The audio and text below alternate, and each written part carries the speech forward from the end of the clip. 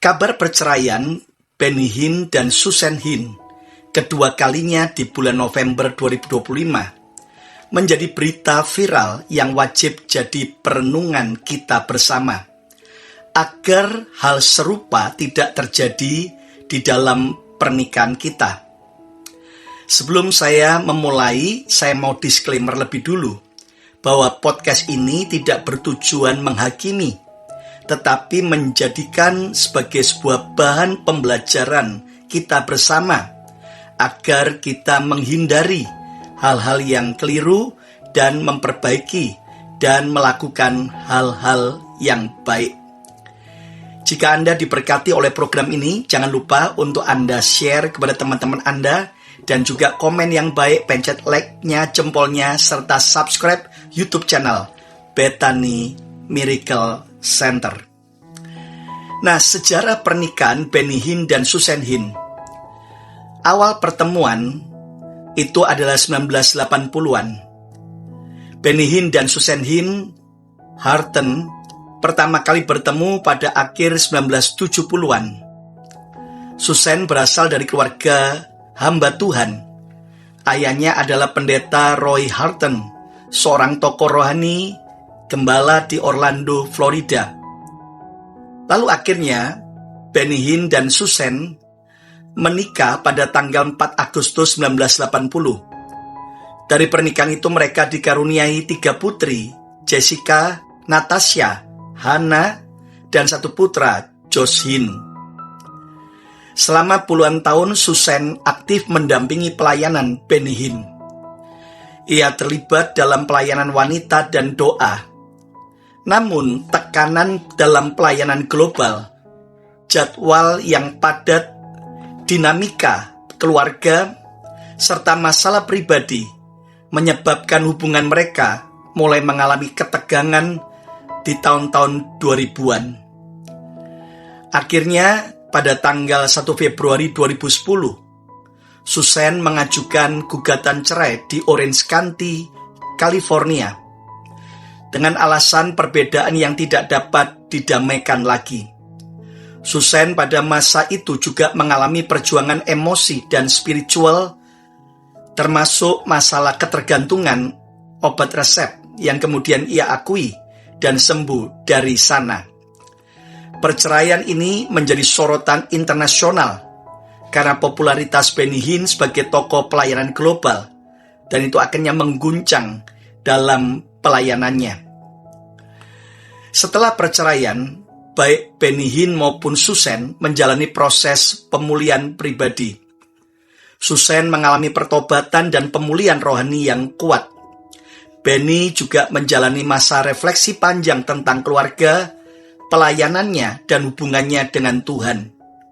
Anak-anak tetap menjalin hubungan dengan kedua orang tuanya. Akhirnya, sebuah kabar gembira terjadi pada tanggal 3 Maret 2013, di mana Benny Hinn dan Susan Hinn menikah kembali, remarried, dalam sebuah upacara di The Holy Land Experience Orlando, Florida, Amerika, dipimpin oleh tokoh-tokoh besar seperti Jack Hayford. Benny menyebut pernikahan ulang ini sebagai mukjizat kasih karunia Tuhan. Mereka mengatakan bahwa Tuhan memulihkan apa yang hancur dan mereka belajar banyak dari kegagalan di masa lalu. Namun sedihnya, pada tanggal 19 November 2025 ini, pernikahan Benny Hinn dan Susan Hinn kembali berakhir dalam perceraian untuk kedua kalinya dengan keputusan resmi. Menurut pihak pengacara, perceraian dilakukan secara amicable atau tanpa kontroversi besar, dan keduanya menyatakan tetap saling menghormati serta terlibat dalam aktivitas pelayanan Kristen.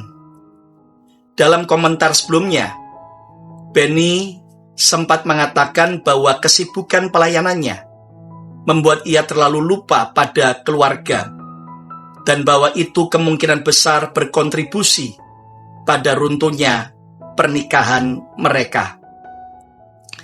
Nah, ini menjadi sebuah perenungan, peringatan agar kita waspada dalam pernikahan kita.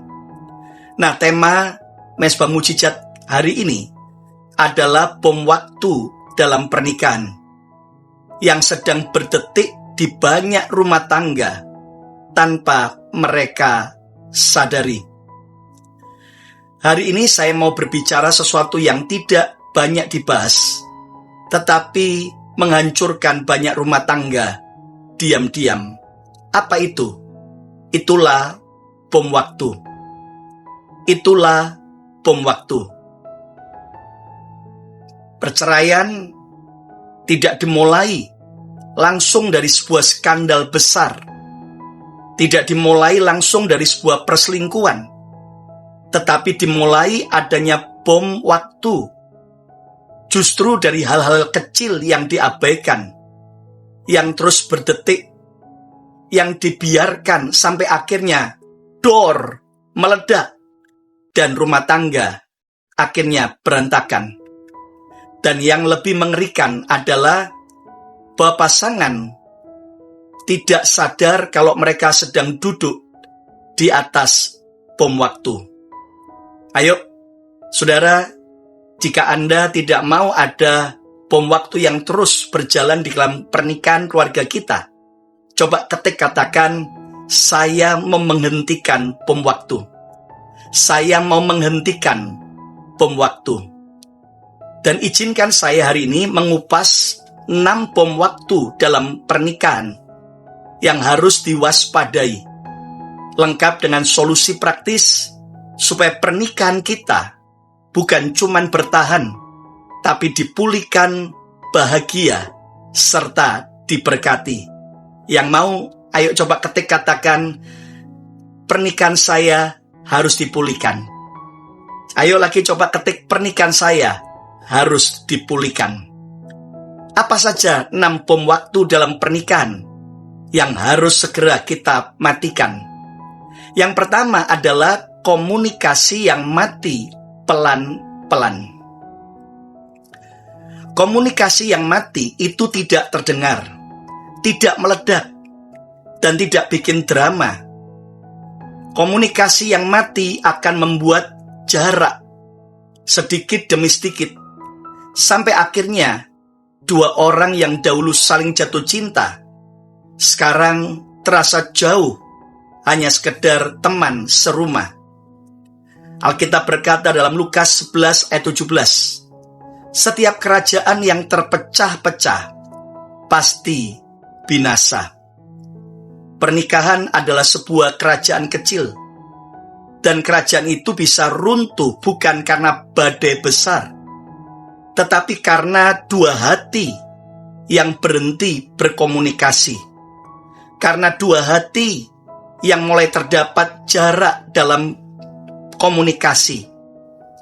Ingat bahwa jembatan besi yang tebal bisa runtuh bukan karena badai, tapi dimulai dari karat-karat kecil yang dibiarkan.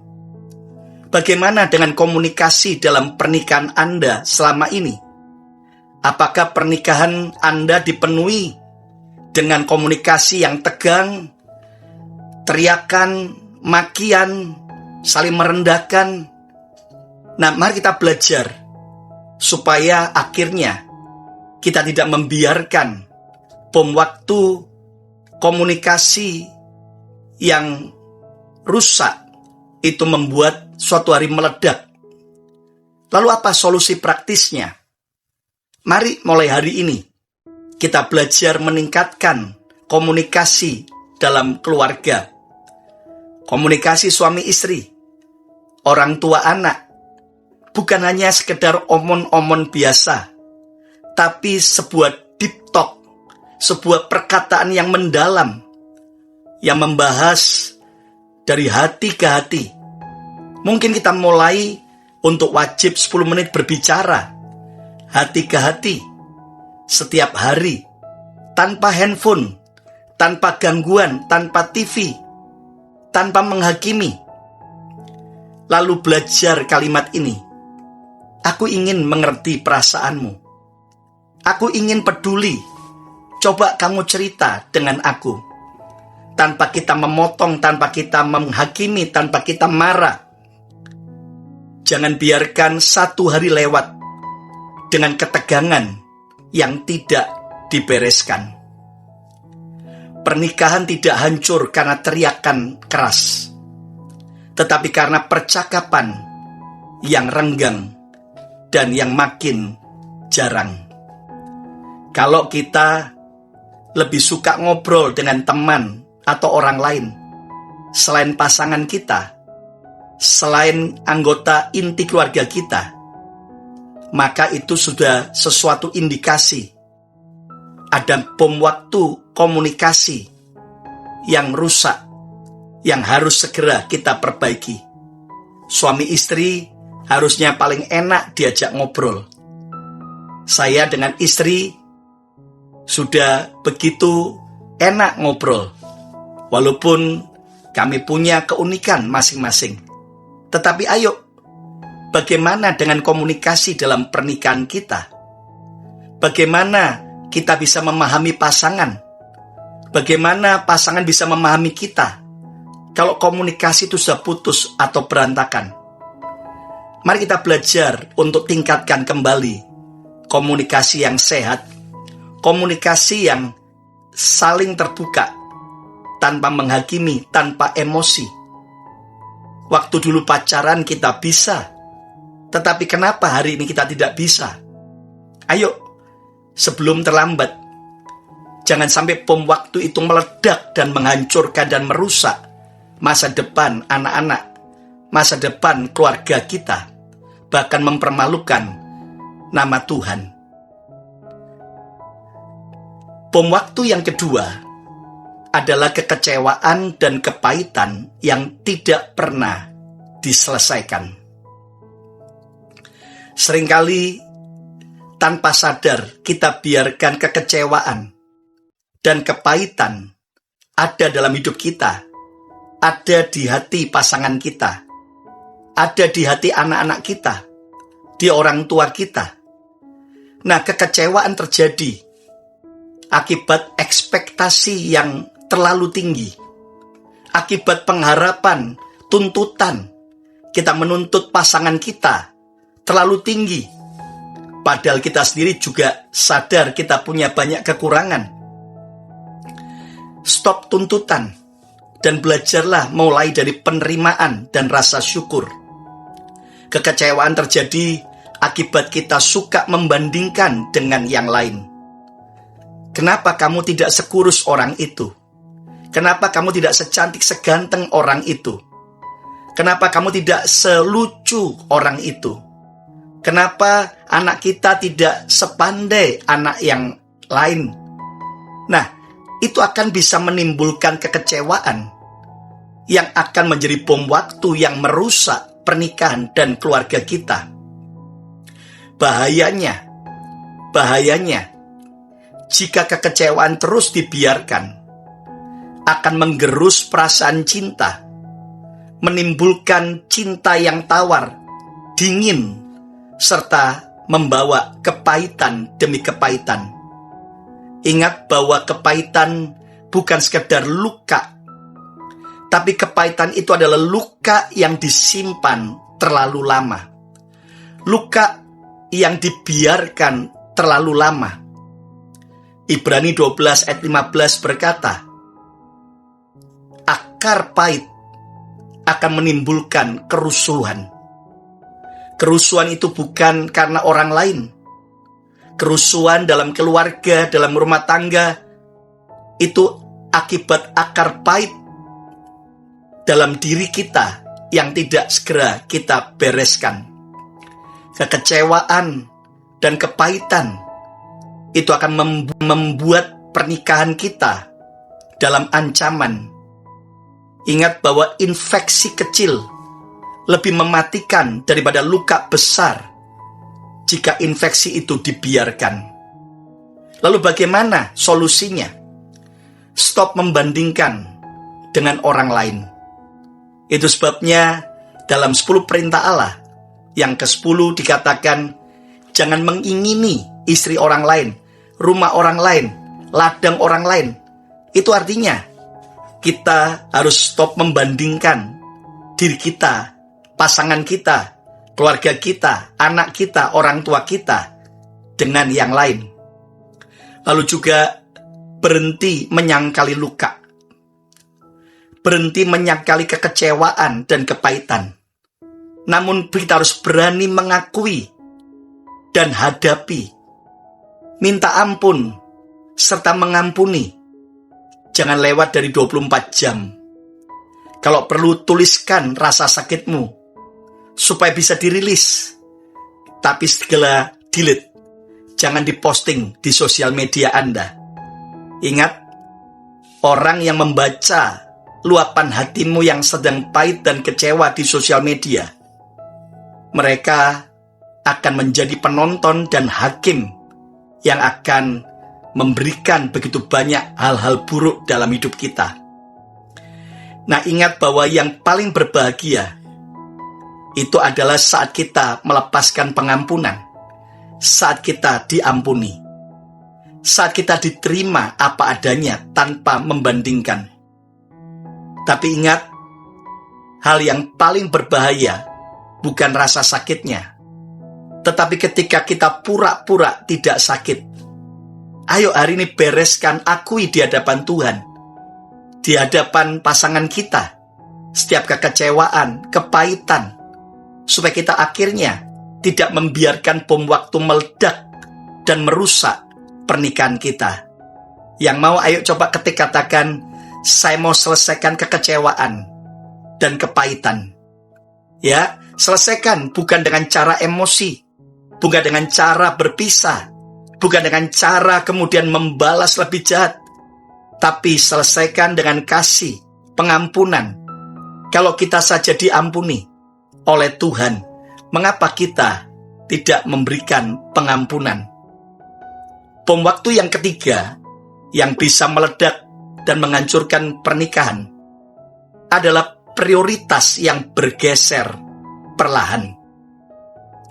Prioritas yang bergeser perlahan. Tidak ada suami yang tiba-tiba tidak lagi cinta. Tidak ada istri yang tiba-tiba berubah jadi dingin. Semua dimulai dari pergeseran-pergeseran kecil. Karena pekerjaan yang dianggap lebih penting dari keluarga. Hobi lebih menarik dari pasangan. Handphone lebih sering disentuh, diusap-usap daripada menyentuh pasangan. Pelayanan lebih sibuk dan lebih penting daripada keluarga. Nah, ini semua adalah pergeseran-pergeseran prioritas yang akhirnya bisa menjadi bom waktu yang menghancurkan. Matius 6 ayat 21. Tuhan Yesus berkata, di mana hartamu berada, di situ hatimu berada. Jika engkau menganggap bahwa keluargamu, pernikahanmu adalah harta yang penting, maka hatimu akan ada dalam keluargamu. Jika hati Anda lebih banyak di layar handphone, maka pasangan Anda sudah tidak lagi lebih penting daripada handphone saudara. Jika pekerjaan Anda sudah lebih banyak menguras energi, waktu, perhatian, maka itu tandanya keluarga kita sudah kalah penting. Hari ini ayo kita belajar bagaimana dengan prioritas dalam keluarga kita. Ingat bahwa kompas yang melenceng 1 derajat dalam jarak yang jauh bisa membawa tersesat 1000 kilometer. Mari kita belajar jangan sampai ada pergeseran prioritas. Jelas kita harus memprioritaskan Tuhan nomor 1. Yang kedua adalah keluarga. Yang ketiga pekerjaan atau pelayanan. Saudaraku, dan yang keempat barulah hobi. Nah, solusi praktisnya apa? Mulai sekarang letakkan handphone saat pulang. Prioritaskan pasangan 30 menit pertama setelah pulang kerja. Jadwalkan dating, kencan minimal 2 kali sebulan kembali. Dulu kita bisa punya waktu kencan dengan pasangan sebelum menikah. Nah, mulai keluar berdua di tempat yang romantis, bicara ngobrol tanpa gangguan, lalu juga tetapkan prioritas utama, Tuhan nomor 1, keluarga, lalu juga baru pekerjaan atau pelayanan, dan baru hobi. Ingat bahwa pernikahan jarang hancur karena badai, tapi hampir selalu hancur karena satu derajat pergeseran kecil prioritas yang dibiarkan. Ayo hari ini, kembali kita riset lagi prioritas dalam waktu kita. Prioritas dalam soal apa yang kita mau kerjakan, apa yang kita anggap penting. Jadikan keluarga Anda menjadi yaitu harta penting. Karena di mana hatimu berada, di mana hartamu berada, di situ hatimu berada. Ayo coba katakan, keluarga adalah prioritas yang penting. Bom waktu yang keempat dalam pernikahan yang bisa menghancurkan adalah perkataan yang menghancurkan, bukan membangun. Perkataan yang menghancurkan, bukan membangun. Beberapa pernikahan tidak dihancurkan karena godaan atau dosa, tetapi dihancurkan oleh kata-kata yang menyakitkan. Efesus 4 ayat 29 berkata, gunakan perkataan yang membangun. Namun masalahnya, banyak orang menggunakan mulut sebagai alat serang, sebagai alat menjatuhkan, sebagai alat penghakiman, seperti pisau yang tajam yang menyayat, lalu ditambah garam, ditambah jeruk. Sayangnya banyak orang menggunakan mulut mereka bukan sebagai alat untuk membangun. Ingat bahwa tanaman tumbuh bukan karena pupuk, ya, tetapi karena diberi kesempatan untuk tumbuh dan disirami. Demikian juga rumput liar, tanaman liar juga akan tumbuh, bukan karena pupuk saja, tapi karena dibiarkan, diberi kesempatan, dan disirami. Pertanyaannya, apa yang Anda sirami? Dan itu akan tumbuh. Kalau kita gunakan perkataan kita hanya untuk menghakimi, melukai, menyakiti, merendahkan, maka itu merupakan bom waktu yang suatu kali akan menghancurkan. Apa solusi praktisnya? Stop kritik harian. Berhenti suka mengkritik. Mulai perbanyak pujian harian. Ayo coba ketik, aku mau perbanyak pujian. Ya, kalau Tuhan saja layak dipuji, dan ingat ibadah dimulai dari pujian, maka pasangan kita, keluarga kita juga perlu dipuji. Percayalah, suami waktu memuji istrinya, itu akan membuat istri akan berkata dan bernyanyi, "Kukan terbang tinggi, tak kembali lagi." Sebaliknya, suami ketika dipuji oleh istrinya, percayalah, suami akan makin sehat, jauh dari stroke, jauh daripada jantungan. Jika sedang marah, tahan 30 detik, bila perlu 1 menit atau 1 jam sebelum kita berbicara. Ucapkan yuk minimal 3 kata-kata positif setiap hari. Kamu hebat, aku kagum dengan kamu. Kamu cantik, kamu ganteng. Wow, kamu mempesona. Nah, itu adalah kata-kata pujian. Dan kata-kata kita adalah pupuk. Anda ingin menumbuhkan cinta? Atau Anda ingin menumbuhkan luka? Ayo, gunakan mulut ini. Gunakan ketikan kita di sosial media, di gadget kita, untuk kata-kata yang membangun, bukan menghancurkan. Ayo coba katakan, aku mau jaga perkataanku. Bom waktu yang kelima, yang bisa menghancurkan pernikahan, hadir secara fisik, namun absen secara emosional. Banyak keluarga, banyak pernikahan hadir secara fisik, namun absen secara emosional. Saat dua orang tinggal serumah, tapi hati mereka hidup di dunia yang berbeda, itu adalah bom waktu yang terus berdetak keras, yang suatu hari akan meledak dan menghancurkan. Banyak pasangan tidur di kasur yang sama, tapi tidak lagi satu hati. Apalagi yang kemudian sibuk pergi keluar kota, bahkan luar negeri. Ini jelas sangat berbahaya. Kejadian 2:24 dikatakan bahwa keduanya menjadi satu daging. Nah, satu daging bukan sekedar satu alamat. Satu daging antar suami istri bukan bicaranya sekedar satu kamar atau satu tempat tidur. Tapi satu daging bagi suami istri adalah satu arah, satu hati dalam kehangatan. Ingat bahwa lampu menyala bukan karena bentuknya, tetapi karena tersambung, terhubung kepada listrik. Nah, pasangan Anda membutuhkan koneksi, bukan sekedar keberadaan fisik saja. Ada suami istri yang terus bersamaan, tapi hatinya jauh. Nah, ayo hari ini harus terhubung kembali. Apa solusi praktisnya? Sediakan quality time, waktu yang berharga tanpa gangguan, minimal 15-20 menit tiap hari. Peluk pasanganmu setiap hari, minimal 20 detik. Maka percayalah hormon damai akan keluar.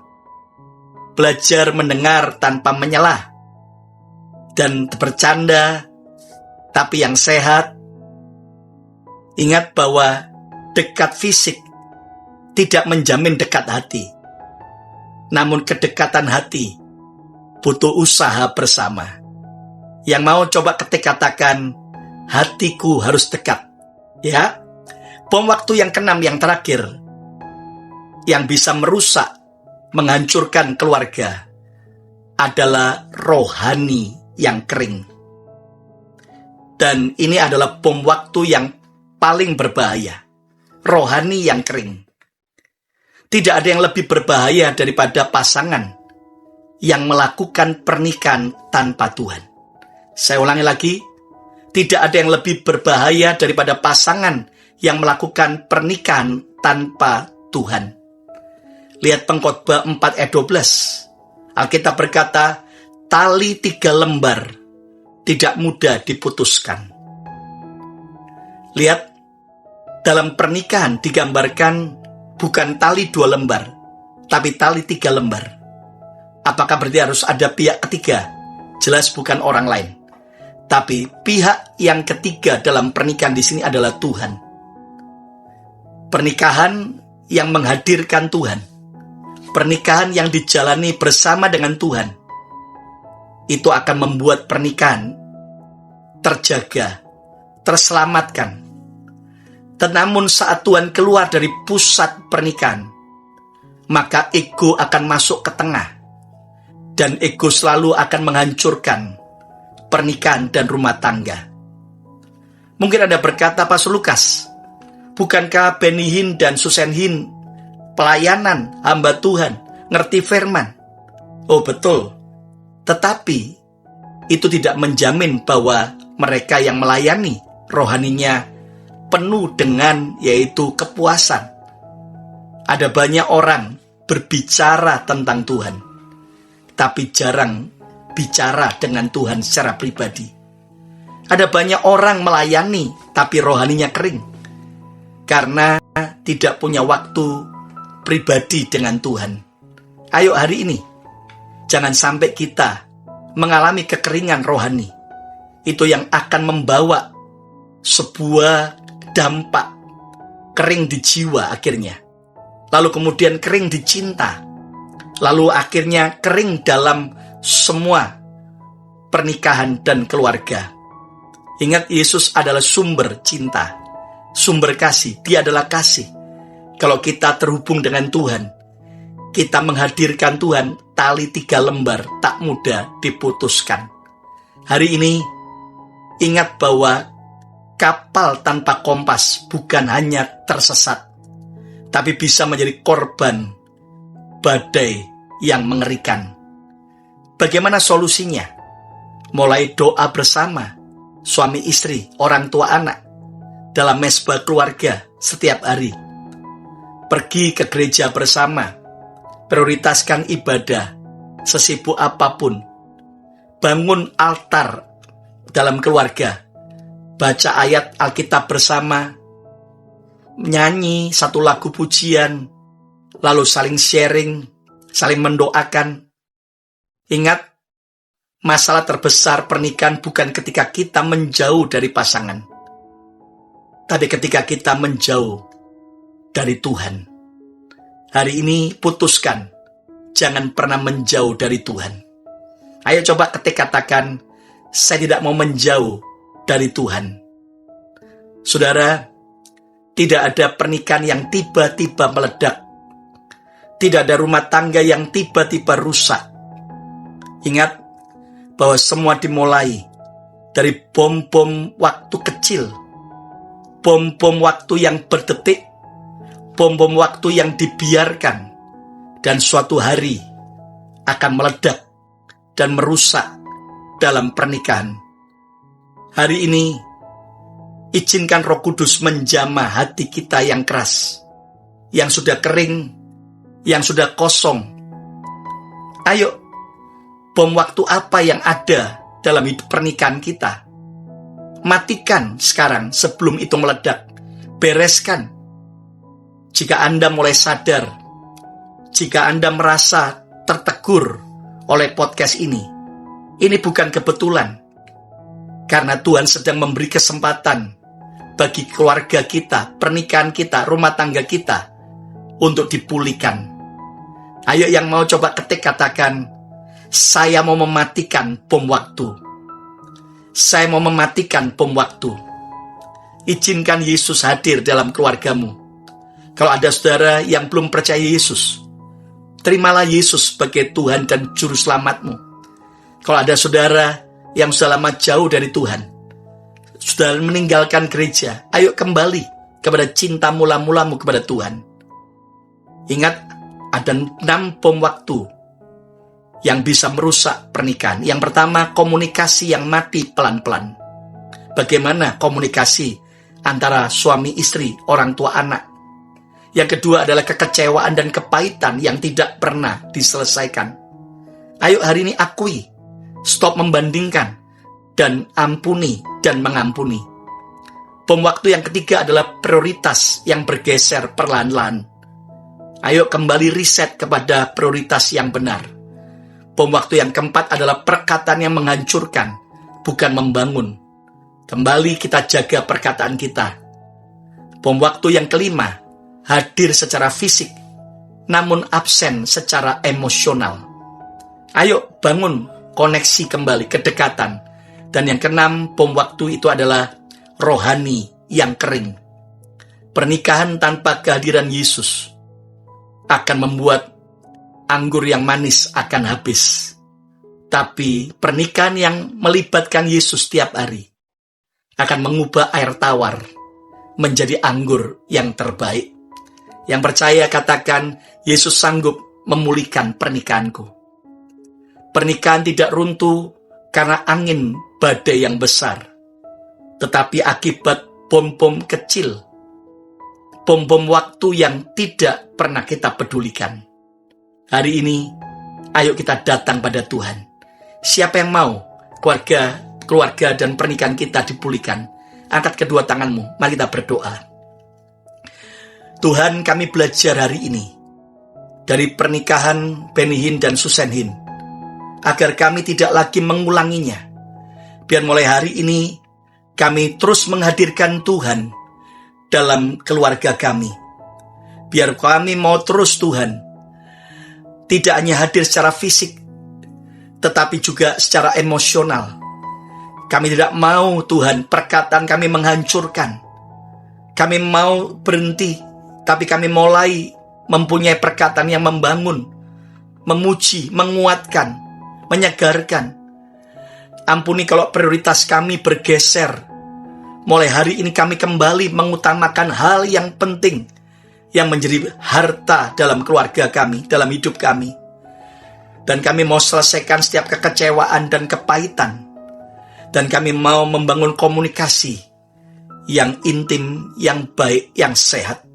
Berkati setiap keluarga kami, pernikahan kami, pulihkan. Dan kami berdoa dalam nama Yesus. Tidak ada lagi bom waktu yang suatu kali akan meledak dan menghancurkan. Tapi pernikahan kami terselamatkan dan terjaga ketika kami mau sungguh-sungguh hidup di dalam Tuhan. Berkati setiap sahabat Mesa Mujizat. Yang sakit Tuhan sembuhkan, yang lemah Tuhan kuatkan. Dan kemenangan Tuhan berikan buat setiap kami. Di dalam nama Tuhan Yesus. Amin, amin, amin, amin.